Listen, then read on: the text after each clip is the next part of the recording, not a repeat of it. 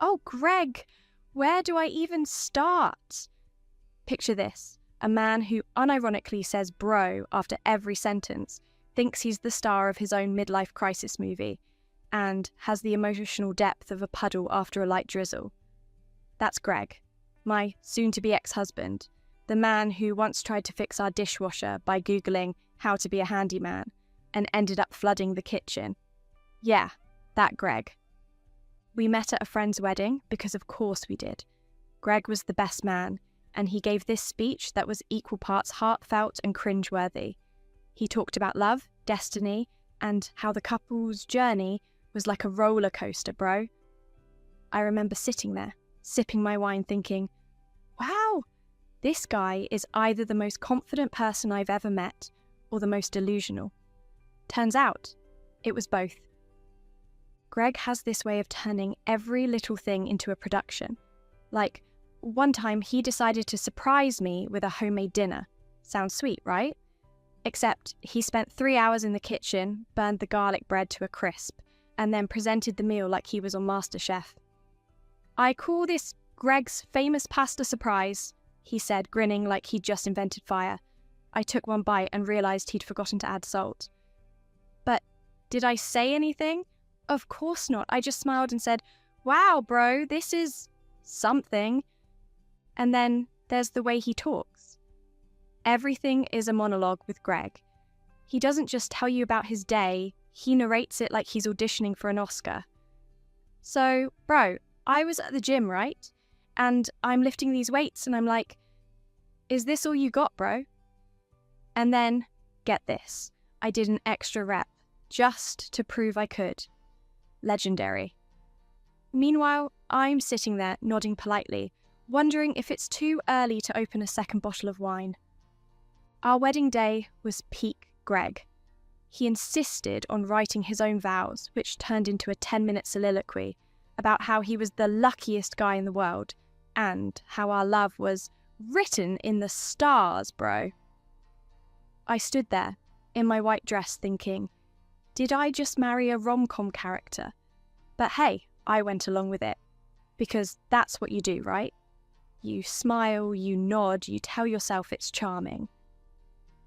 But here's the thing about Greg. He's not a bad guy. He's just a lot. He's the kind of person who turns grocery shopping into an adventure and parallel parking into a life or death situation. And for a while, I found it endearing. I really did. But over time, the charm started to wear off. The constant drama, the over-the-top gestures, the way he'd turn every minor inconvenience into a 3-act play, it all started to feel exhausting. And then there was the dishwasher incident. Oh, the dishwasher incident. That was the moment I knew it was over. Greg decided he was going to fix the dishwasher himself, because apparently watching a 10-minute YouTube video made him an expert. Long story short, he flooded the kitchen, ruined the floor, and then tried to blame it on the dishwasher being defective. I stood there, ankle deep in water, thinking, this is my life now. This is what I signed up for. But you know what? I don't regret it. Not really, because Greg taught me a lot about myself, like how much patience I actually have. Turns out, not much, and how important it is to laugh at yourself. And hey, at least I got a good story out of it. So, that's Greg, my soon-to-be ex-husband, the man who wanted a dramatic divorce with tears and begging. And me? Well, let's just say I had other plans. It's funny how you can pinpoint the exact moment something shifts in a relationship. For me, it wasn't a big fight or a dramatic betrayal. No, it was a Tuesday. A perfectly ordinary Tuesday that started with me making coffee and ended with me ankle deep in water, staring at Greg like he'd just set the house on fire. Which, in a way, he kind of did. It all started with the dishwasher. It had been acting up for weeks, leaving weird streaks on the glasses, making that ominous grinding noise that appliances make when they're plotting your demise. I'd been telling Greg we should call a repair person, but he insisted he could handle it. Bro, I've got this, he said, waving his phone at me like it was a magic wand. I watched a YouTube video. It's basically the same thing as being a professional. Spoiler alert, it was not the same thing. I came home from work that day to find Greg kneeling in front of the dishwasher, surrounded by tools he'd clearly borrowed from the neighbour. There was a wrench, a screwdriver, and, I swear I'm not making this up, a plunger. "What are you doing?" I asked, already dreading the answer. "Fixing it," he said like it was the most obvious thing in the world. "It's all about the flow, bro. You gotta understand the flow." I didn't ask what the flow meant. I didn't want to know.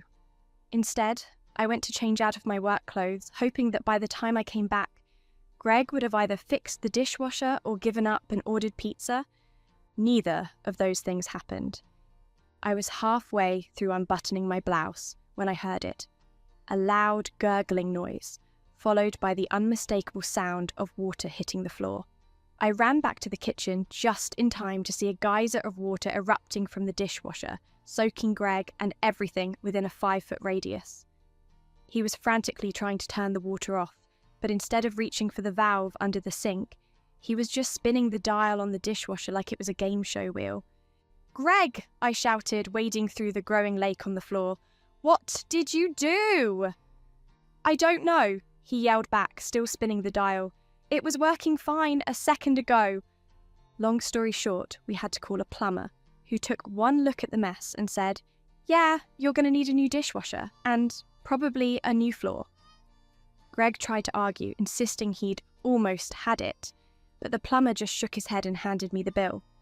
That was the moment I knew it was over. Not because of the dishwasher, okay, maybe a little because of the dishwasher, but because I realised I was done. Done with the chaos, done with the drama, done with Greg's endless attempts to turn every little thing into an adventure.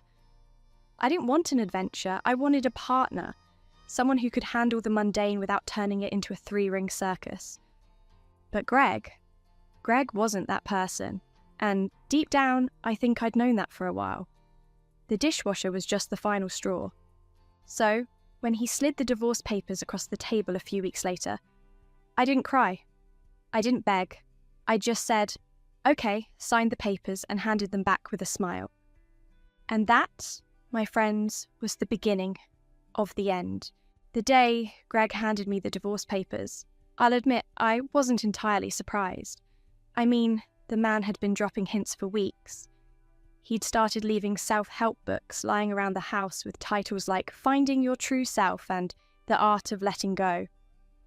He'd also taken to sighing dramatically every time I walked into the room, like he was the lead in a tragic romance novel, and I was the villain who'd broken his heart. Subtle, Greg. Real subtle. So, when he called me into the dining room one evening and gestured for me to sit down, I knew what was coming. What I didn't expect was the sheer theatrics of it all. Greg had set the stage like he was about to deliver the performance of a lifetime. The lights were dimmed. There was a single candle flickering in the centre of the table, which, by the way, was a fire hazard waiting to happen. And he was sitting there with his hands steepled like some kind of Bond villain. "Maggie," he began, his voice low and serious, "we need to talk." I almost laughed. I mean, come on. We need to talk? Was he auditioning for a soap opera? But I kept a straight face, mostly because I was curious to see where he was going with this. He slid a manila envelope across the table, his expression grave. "I think it's time we face the truth," he said. "Our marriage, it's not working." I opened the envelope and pulled out the divorce papers. They were crisp and official looking, like he'd gone out of his way to make sure they were perfect.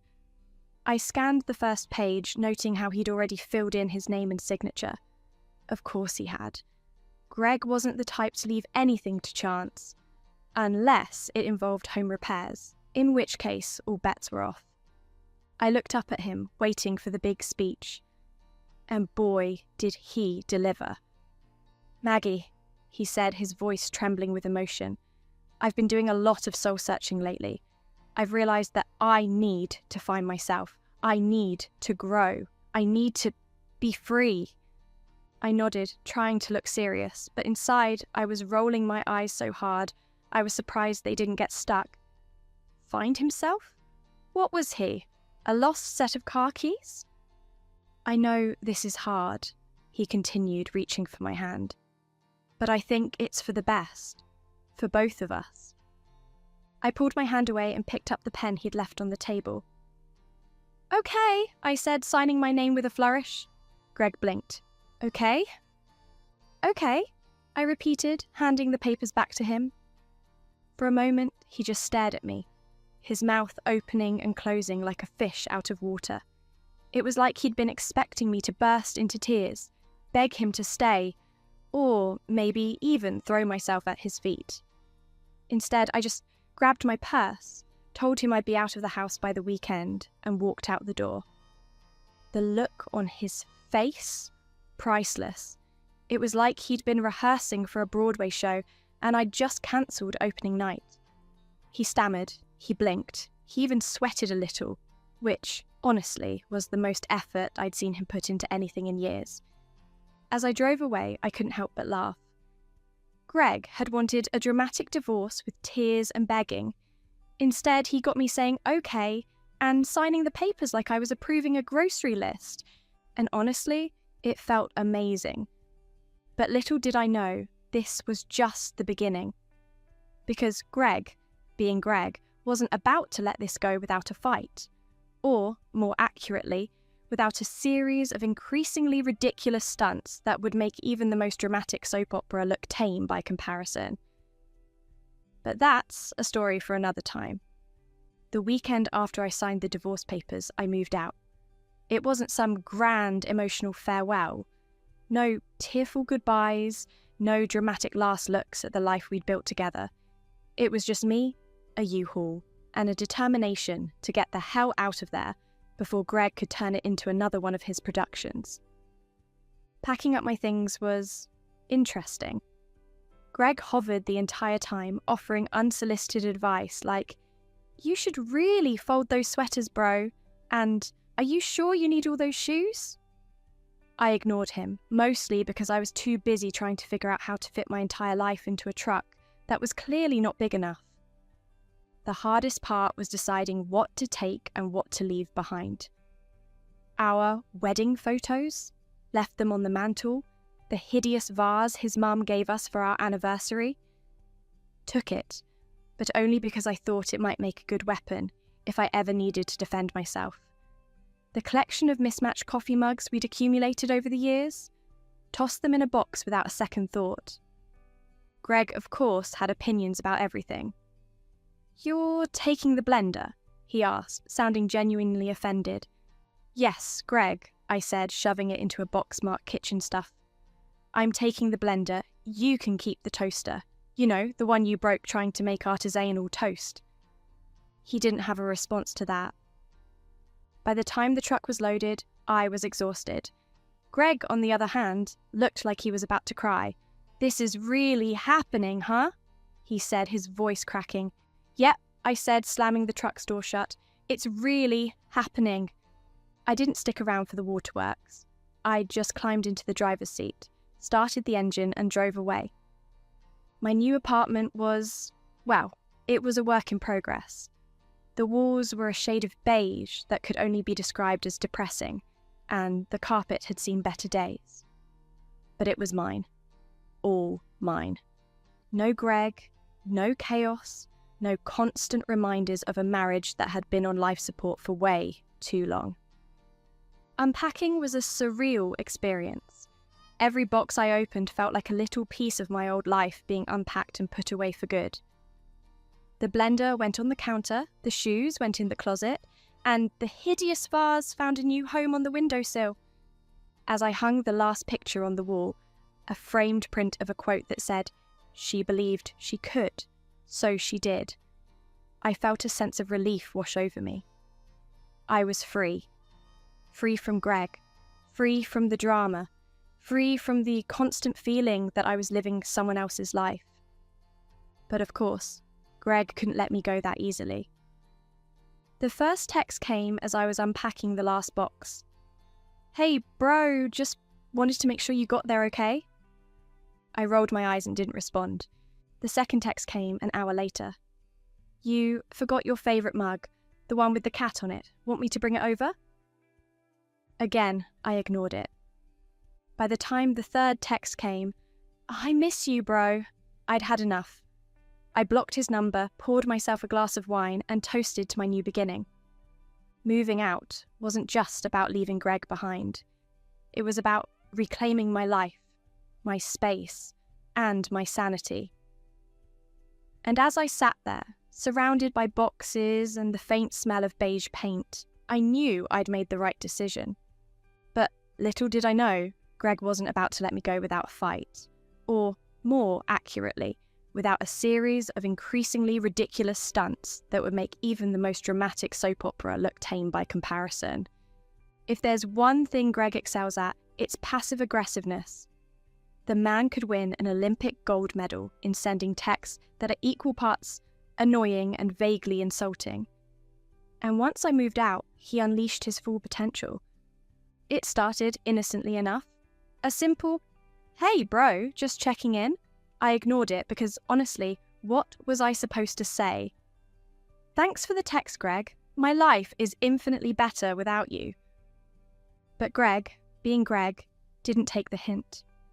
The texts kept coming, each one more passive-aggressive than the last. "I saw you changed your Facebook status to single. That was fast.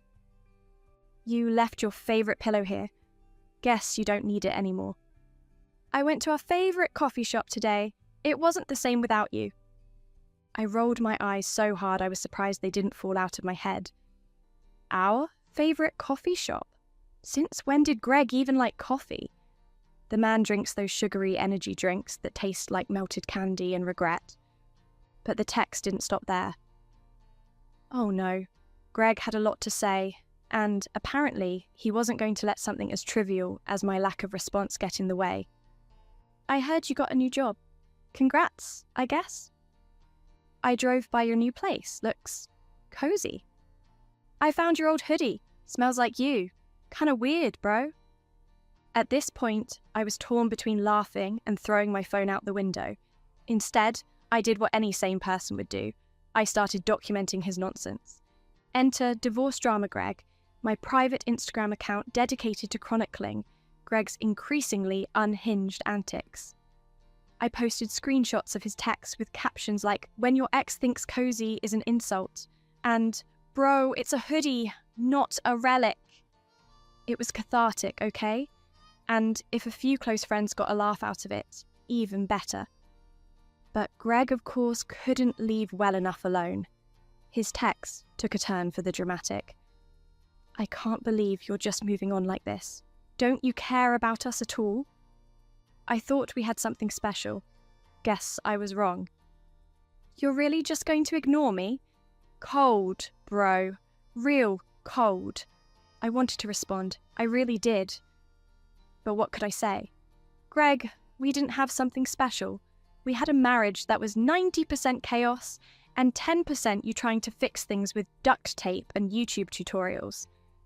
Instead, I poured myself a glass of wine, updated Divorce Drama Greg with the caption, "When your ex thinks cold is a personality trait," and went to bed. The next morning I woke up to a new text. "I miss you, bro. Let's talk." I didn't respond. I didn't need to. Greg's texts were like a bad movie, entertaining in a train wreck sort of way, but not something I wanted to engage with. But Greg, being Greg, wasn't about to let me off the hook that easily. The texts kept coming, each one more ridiculous than the last. "I saw you at the grocery store yesterday. You looked happy. It made me sad. I tried to make your favourite pasta dish. It didn't taste the same. I think about you every time I hear our song. Do you think about me?" I didn't. Not even a little. But Greg wasn't about to let something as trivial as the truth get in the way of his narrative. By the end of the week, I was exhausted. Greg's texts had gone from mildly annoying to downright absurd, and I was running out of wine. But little did I know, this was just the beginning. Because Greg, being Greg, wasn't about to let a little thing like my indifference stop him. No, he had bigger plans, and by bigger I mean more ridiculous. If there's one thing Greg loves more than passive-aggressive texts, it's grand gestures. The kind of over-the-top, dramatic displays that belong in a rom-com, not real life. And when his texts failed to get the reaction he wanted, he decided to up the ante. Enter the boombox. I was sitting in my new apartment, enjoying a rare moment of peace, when I heard it. At first, I thought it was a car stereo blasting music from the street.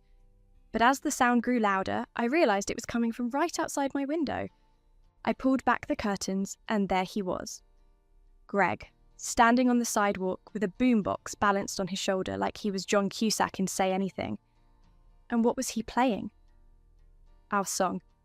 Yes, Greg had chosen I Will Always Love You by Whitney Houston as our song, because of course he had. It's dramatic, it's over the top, and it's the kind of song that makes you want to roll your eyes even if you're not in the middle of a divorce. I stood there, staring at him through the window, trying to decide whether to laugh or call the police. Greg, meanwhile, was fully committed to the bit. He was swaying dramatically, his eyes closed like he was lost in the music, completely oblivious to the fact that he was standing in the middle of a public sidewalk at 8 p.m. on a Tuesday. A few neighbours had gathered to watch the spectacle, some filming on their phones, others just shaking their heads in disbelief. One guy, walking his dog, actually stopped to clap. I opened the window, partly to tell Greg to stop, and partly because I wanted to hear what he'd say. "Maggie!" he shouted, lowering the boombox just enough to make eye contact. "I know things haven't been perfect, but I can't let you go without a fight." "Greg," I said, trying to keep my voice calm, "what are you doing?" "I'm showing you how much I care," he replied like this was a completely normal thing to do. "This is our song, Maggie. Our song. Don't you remember?" I did remember. I remembered the time he played it at our wedding reception and tried to slow dance with me, only to step on my dress and nearly rip it. I remembered the time he sang it in the car, off-key and at the top of his lungs, while I pretended to be asleep. And I remembered the time he played it on repeat for an entire weekend, because he thought it would set the mood. What I didn't remember was ever agreeing that it was our song. "Greg," I said, pinching the bridge of my nose, "this is a lot." "It's supposed to be," he said, grinning like he'd just solved world peace. "I want you to know how much you mean to me, Maggie. I'm not giving up on us." At this point, one of my neighbours, a sweet older lady who always waters her plants at exactly 7:30 every evening, leaned out her window and shouted, "Honey, if he's this dramatic now, imagine what he'll be like in 10 years. Greg ignored her, of course. He was too busy cranking up the volume on the boombox and swaying even more dramatically. I closed the window, partly to block out the noise, and partly because I didn't want Greg to see me laughing. Because as ridiculous as it was, there was something almost endearing about his complete lack of self-awareness. Almost. I grabbed my phone and snapped a photo of Greg in all his boombox glory, then posted it to Divorce Drama Greg with the caption, "When your ex thinks he's in a rom-com, but you're just trying to eat dinner in peace." The comments rolled in almost immediately. "Is that a boombox in 2023 roku? Does he know this isn't Say Anything? Tell him to play Careless Whisper next." I didn't respond to Greg that night. I didn't need to. The boombox incident spoke for itself. So, when the boombox incident failed to win me back, he decided to go bigger. Literally. Enter the skywriter.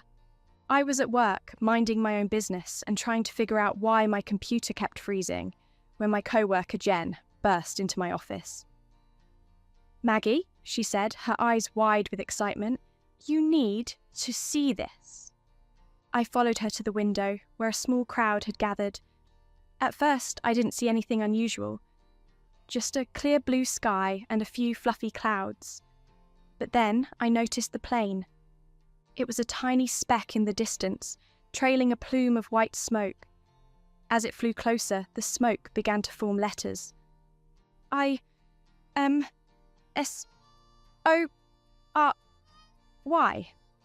I blinked. Is that supposed to say, I'm sorry? Jen nodded. I think so. But they forgot the apostrophe. Of course they did. Because why would Greg pay extra for punctuation? The plane looped around and started writing again. This time it spelled out, please forgive me. By now, the entire office was gathered at the window, watching the spectacle unfold. Someone even brought popcorn. Is this for you? Jen asked, her voice tinged with awe. Unfortunately, I said, pulling out my phone to snap a photo for divorce drama Greg. The plane made one final pass, spelling out, I love you, Maggie. The crowd erupted into applause, like they'd just witnessed some kind of romantic masterpiece. I, on the other hand, was too busy trying to figure out how much Greg had spent on this ridiculous stunt. As the plane flew away, leaving the words to slowly dissipate in the breeze, my phone buzzed with a text from Greg. Did you see it, bro? I didn't respond. Instead, I posted the photo to Divorce Drama Greg with the caption, when your ex hires a skywriter but forgets to proofread. The comments rolled in almost immediately. I am sorry is my new favourite phrase. This is the most Greg thing I've ever seen. Tell him to write, send help, next. After the skywriter debacle, I thought Greg might finally take the hint. I mean, how much more obvious could I be? I hadn't responded to his texts, his boombox serenade, or his skywritten apology. But Greg, being Greg, decided to double down. Enter the fake yoga retreat. It started with a text. Hey, bro, just wanted to let you know I'm going on a spiritual retreat to Bali. I need to find myself. I rolled my eyes so hard I was surprised they didn't get stuck. Find himself? What was he, a lost set of car keys? But I didn't respond. Instead, I posted the text to Divorce Drama Greg with the caption, when your ex thinks Bali is the answer to all his problems. The comments rolled in almost immediately. Bali? Isn't that where people go to find themselves and post Instagram photos of smoothie bowls? Tell him to bring you back a souvenir, like, I don't know, a clue. This is the most Greg thing I've ever seen. I didn't hear from Greg for a few days after that, which was a welcome break. But then, just as I was starting to enjoy the peace and quiet, the texts started again. Bali is amazing, bro. The energy here is unreal. I just did a sunrise yoga session on the beach. Life changing. I think I finally found my purpose. I didn't respond. Instead, I posted the texts to Divorce Drama Greg with the caption, when your ex thinks he's the star of Eat, Pray, Love, but he's really just in a hotel room Googling how to be spiritual. The comments rolled in almost immediately. Ask him if he's tried the smoothie bowls. Tell him to send you a postcard. This is the most Greg thing I've ever seen. But then, just as I was starting to think Greg might actually be in Bali, I got a text from my friend Sarah. Hey, isn't that your ex? Attached was a photo of Greg at a local coffee shop, sitting at a table with a laptop and a half-empty cup of coffee. He was wearing sunglasses and a Hawaiian shirt, like he thought that would make him look incognito. I laughed so hard I almost dropped my phone. The next day, Greg texted me again. Bali is amazing, bro. I think I'm really growing as a person. I didn't respond. Instead, I posted the photo Sarah had sent me to Divorce Drama Greg with the caption, when your ex says he's in Bali, but he's really just at the coffee shop down the street. The comments rolled in almost immediately. Is that a Hawaiian shirt? Tell him to try the smoothie bowls. This is the most Greg thing I've ever seen. Greg didn't text me again after that. I guess he realised his cover was blown, but the fake yoga retreat wasn't the end of his antics. Just when I thought Greg had exhausted every possible way to make our divorce more dramatic, he outdid himself. Again. It started with a text from a mutual friend. "Maggie, I'm so sorry to hear about Greg. I had no idea." I stared at my phone, confused. Sorry to hear about Greg? What was that supposed to mean? Before I could respond, another text came in. "I just saw the obituary. I can't believe he's gone." My heart skipped a beat. Obituary? I opened my laptop and did a quick search. Sure enough, there it was. A full-page obituary for Greg, complete with a photo of him looking suspiciously alive, and a list of his accomplishments. Gregory James Thompson, beloved husband, friend, and aspiring handyman, passed away unexpectedly last week. He will be remembered for his larger-than-life personality, his love of adventure, and his unwavering commitment to finding himself.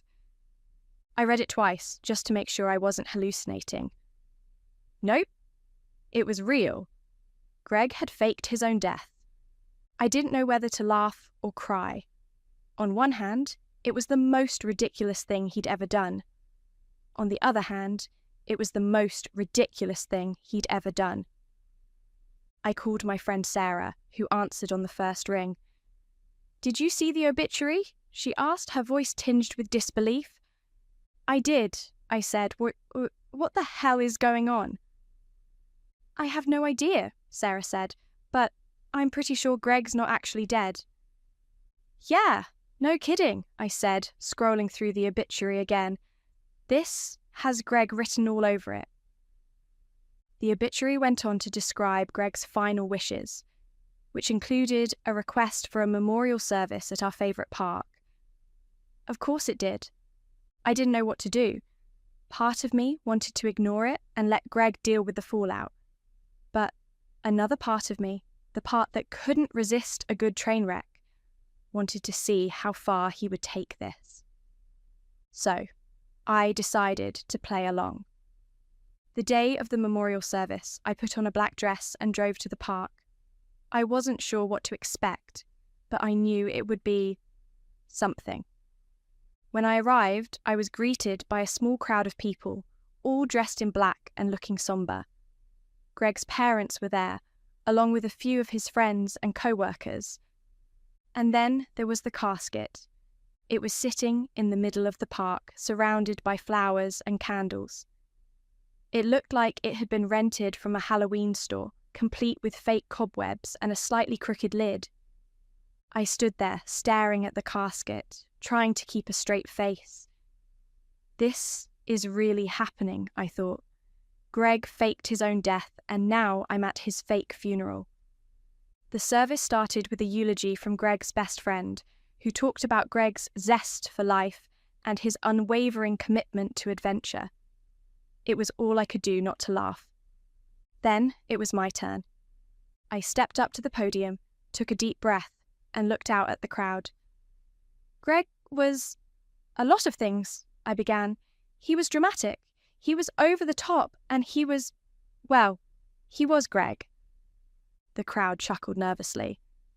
But he was also unforgettable, I continued, and I think that's what we'll all remember most about him, the way he lived life on his own terms, no matter how ridiculous those terms might have been. As I finished my eulogy, I noticed something out of the corner of my eye. The lid of the casket was moving. I didn't say anything. I just stood there, waiting. And then, with a dramatic flourish, Greg threw open the lid and sat up. "I'm back," he declared, grinning like he'd just pulled off the greatest prank in history. The crowd gasped. I didn't. Instead, I raised my glass of wine and said, "Welcome back, bro." The look on Greg's face? Priceless. The day of Greg's memorial service was surreal. I mean, How often do you attend a funeral for someone who isn't actually dead? But there I was, standing in the park, surrounded by a crowd of people who had no idea they were part of Greg's latest production. The setup was, predictably, over the top.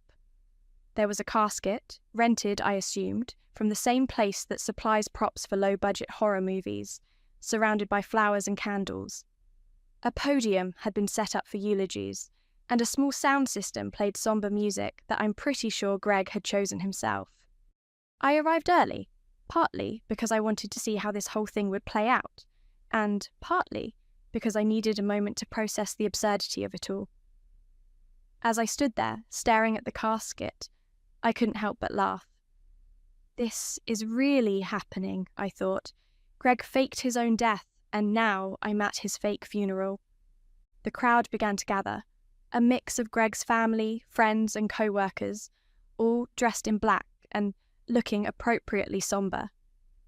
Greg's parents were there, of course, looking genuinely distraught. I felt a pang of guilt for not telling them the truth, but I figured Greg deserved to deal with the fallout of his own ridiculous stunt. The service started with a eulogy from Greg's best friend, Mark. He stepped up to the podium, cleared his throat, and began to speak. Greg was one of a kind, Mark said, his voice trembling with emotion. He lived life on his own terms, and he always knew how to make an impression. I snorted into my wine glass. Understatement of the year, I thought. Mark went on to talk about Greg's zest for life and his unwavering commitment to adventure. It was all I could do not to laugh. The moment Greg threw open the casket lid and declared, "I'm back," was the kind of scene you'd expect in a bad soap opera, not real life. But there he was, sitting up in his rented casket, grinning like he'd just won an Oscar for Best Dramatic Performance. The crowd, of course, was stunned. Gasps echoed through the park, followed by a chorus of confused murmurs. Greg's mum let out a shriek that could have shattered glass, and his dad looked like he was about to have a heart attack. Meanwhile, I stood there, wine glass in hand, trying to decide whether to laugh, cry, or just walk away. Greg, oblivious to the chaos he'd caused, climbed out of the casket and struck a pose, arms outstretched like he was expecting applause. "Surprise!" he said, his voice booming with theatrical flair. No one clapped. I took a sip of my wine, mostly to keep myself from saying something I'd regret. "Greg," I said, my voice calm but laced with disbelief, "what the hell are you doing?"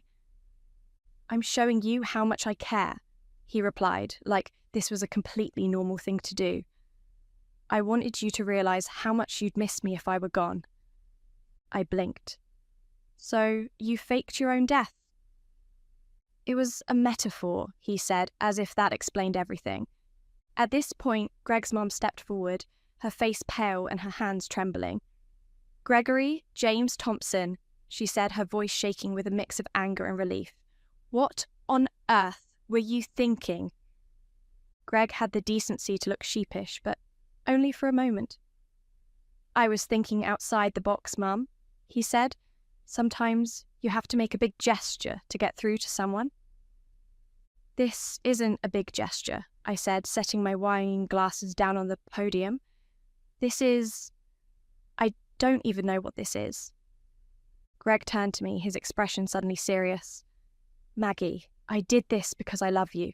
I can't let you go without a fight." I sighed. "Greg, we've been over this. You don't fight for someone by faking your own death. You fight for them by, I don't know, actually being a decent human being." He didn't have a response to that. Instead, he just stood there, looking like a kid who'd been caught with his hand in the cookie jar. The crowd, meanwhile, was starting to recover from the shock. Some people were laughing, others were shaking their heads, and a few were already pulling out their phones to document the spectacle. I turned to Greg's parents. "I'm so sorry," I said. "I had no idea he was going to do this." Greg's mom nodded, still looking shell-shocked. "Neither did we," she said. Greg, realizing the mood wasn't quite what he'd hoped for, tried to salvage the situation. "Come on, guys," he said, gesturing to the crowd. "This is a celebration. I'm alive. Isn't that amazing? No one answered. Finally, I stepped forward and put a hand on Greg's shoulder. Greg, I said, my voice firm but not unkind. This needs to stop. You need to stop. He blinked. But I love you. I know, I said. But love isn't enough. Not when it's this dramatic. Greg didn't have a response to that. He just stood there looking like a lost puppy. I didn't stick around for the waterworks. I just grabbed my wine glass, gave Greg's parents one last apologetic look, and walked away. As I drove home, I couldn't help but laugh. Greg's resurrection was peak Greg, over the top, dramatic, and completely missing the point. But it was also the final straw. The fallout from Greg's fake death and subsequent resurrection was, predictably, a mess. It wasn't just the fact that he'd staged his own memorial service. It was the way he dragged everyone into his drama without a second thought. The first person to call me was Greg's mum. "Maggie," she said, her voice trembling with a mix of anger and exhaustion. "I don't even know what to say." "I don't either," I admitted, "but I'm really sorry you had to go through that." She sighed. "Greg's always been dramatic, but this is a whole new level." I didn't argue. Next came the texts from friends and acquaintances, all variations of, "Did you know about this?" and "What the hell just happened?" I responded to a few, but mostly I just let them roll in, adding them to the growing collection of screenshots on divorce drama Greg. Greg, meanwhile, was radio silent. I didn't hear from him for days, which was a welcome break. But then, just as I was starting to enjoy the peace and quiet, he showed up at my apartment. I opened the door to find him standing there, looking uncharacteristically sheepish. "Hey, bro," he said, his voice quiet. "Greg," I said, crossing my arms, "what are you doing here?" "I wanted to apologize," he said, shifting from foot to foot. "I know I messed up. Big time." I didn't respond. Instead, I stepped aside and let him in. Mostly because I was curious to hear what he had to say. He sat down on my couch, his hands clasped in front of him like he was about to deliver a speech. "Maggie," he began, "I know I've been a lot, but I really thought this would work. I thought if I showed you how much you'd miss me, you'd realize we belonged together." I sighed. "Greg, you don't show someone they'll miss you by faking your own death. You show them by being a decent human being." He nodded, looking genuinely contrite. "I know, and I'm sorry, I don't know how to let you go." For a moment, I almost felt bad for him. Almost. "Greg," I said, sitting down across from him, "you need to let go. Not just for me, but for yourself. You can't keep living like this, turning every little thing into a production. It's exhausting." He didn't respond. Instead, he just sat there, staring at his hands like he was trying to figure out what to do with them. Finally, I stood up. "I think you should go," I said, my voice firm but not unkind. He nodded and stood up, heading for the door. But before he left, he turned to me and said, "I really am sorry, Maggie, for everything." I didn't respond. Instead, I just closed the door behind him and leaned against it, letting out a long, slow breath. The next few days were quiet. Greg didn't text me, didn't show up at my apartment, didn't try to stage any more grand gestures. It was nice. But then, just as I was starting to think he'd finally gotten the message, I got a letter in the mail. It was from Greg, handwritten on fancy stationery. "Dear Maggie," it began, "I know I've been a lot. Too much, probably. But I want you to know that I'm ready to change. I'm ready to be the man you deserve. I hope one day you can forgive me." I didn't respond. Instead, I folded the letter and put it in a drawer, where it joined the growing collection of Greg-related memorabilia.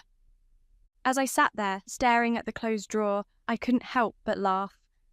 Greg's fake death, his resurrection, his grand apology, it was also ridiculous. But it was also Greg.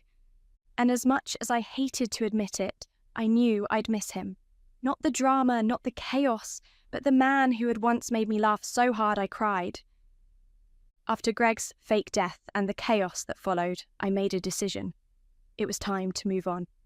Not just from Greg, but from the drama, the chaos, and the constant feeling that I was living someone else's life. It wasn't easy. Letting go never is. But I knew it was the right thing to do. The first step was closing the door on divorce drama Greg. I'd been documenting Greg's antics for months, and while it had been cathartic, it was also keeping me tethered to the past. So, one evening, I sat down at my laptop and wrote a final post. Dear followers, it's time to say goodbye. This account has been a wild ride, but it's time for me to move on. Thank you for all the laughs, the support, and the reminders that I'm not alone in this crazy journey. Here's to new beginnings. I hit publish, closed the laptop, and poured myself a glass of wine. It felt freeing. The next step was reclaiming my space. I'd been living in my new apartment for months, but it still didn't feel like mine, so I decided to make some changes. I started with the walls, painting over the depressing beige with a soft, calming blue. Then I bought new furniture, a cosy armchair, a bookshelf for my growing collection of novels, and a rug that tied the whole room together. It wasn't much, but it was a start. Next, I turned my attention to my social life. I'd been so caught up in Greg's drama that I'd neglected my friendships. So I reached out to my friends, inviting them over for dinner, coffee, or just a casual hangout. It was nice. For the first time in a long time, I felt like myself again. But the hardest part was letting go of the anger. I'd been carrying it around for so long that it had become a part of me. But I knew I couldn't move forward until I let it go. So, one evening, I sat down and wrote Greg a letter. Not an angry letter or a sad one, but a letter that said everything I needed to say. Dear Greg, I began, I've been thinking a lot about us, about everything we've been through. And while I'll always remember the good times, I know it's time for me to move on. I hope you can do the same. Take care of yourself and maybe try to be a little less dramatic. I didn't send the letter. Instead, I folded it up and put it in the same drawer as his apology note. It wasn't about him. It was about me. The final step was the hardest. Forgiving myself. For staying in a marriage that wasn't working, for letting Greg's drama consume me, for not walking away sooner. But as I sat there, staring at the closed drawer, I realised that I didn't need to forgive myself. I needed to let go of the idea that I'd done something wrong. I hadn't. I'd done the best I could with what I had. And now, I was doing better. As I poured myself another glass of wine and settled into my new armchair, I felt a sense of peace wash over me. I was moving on, not just from Greg, but from the person I'd been when I was with him. And that felt amazing. The final scene of this chapter of my life wasn't some grand, dramatic moment. There were no fireworks, no tearful goodbyes, no sweeping orchestral music playing in the background. It was quiet, simple, perfect. I was sitting in my apartment, curled up in my cosy armchair, with a book in one hand and a cup of tea in the other. The soft glow of the lamp beside me cast a warm light over the room, and the faint hum of the city outside was a comforting reminder that life was moving forward, just like I was. My phone buzzed on the table, and I glanced at it, half expecting it to be another text from Greg. But it wasn't. It was a message from Sarah, inviting me to brunch the next day. I smiled and typed out a quick reply, feeling a sense of contentment I hadn't felt in a long time. As I set my phone down, my eyes wandered to the drawer where I'd stashed Greg's apology letter, and the one I'd written but never sent. I hadn't opened that drawer in weeks, and I realised with a start that I didn't feel the urge to. The past was where it belonged, behind me. I stood up and walked over to the window, pulling back the curtains to look out at the city below. The streets were alive with people going about their lives, each one with their own story, their own struggles, their own triumphs. It was a reminder that life was bigger than my little corner of the world, and that was a good thing. I thought about Greg as I often did, but this time it was without the weight of anger or regret. I hoped he was doing okay, that he'd found a way to channel his drama into something productive. Maybe he'd even learned a thing or two about letting go, but that wasn't my concern anymore. My concern was me, my happiness, my peace, my future, and for the first time in a long time, I felt like I was exactly where I was supposed to be. I turned away from the window and walked back to my armchair, picking up my book and settling in again. The story I was reading was about a woman who'd overcome incredible odds to find her place in the world, and as I read, I couldn't help but see a little bit of myself in her. Life wasn't perfect, and neither was I. But I was okay with that. I was learning, growing, and moving forward, one quiet moment at a time. And as I sat there, lost in the pages of my book, I realised that this was it. This was the final scene of this chapter of my life. Not a dramatic climax, but a quiet, peaceful moment of clarity. I closed the book and set it on the table, a small smile playing on my lips. The future was wide open, full of possibilities I couldn't even imagine yet.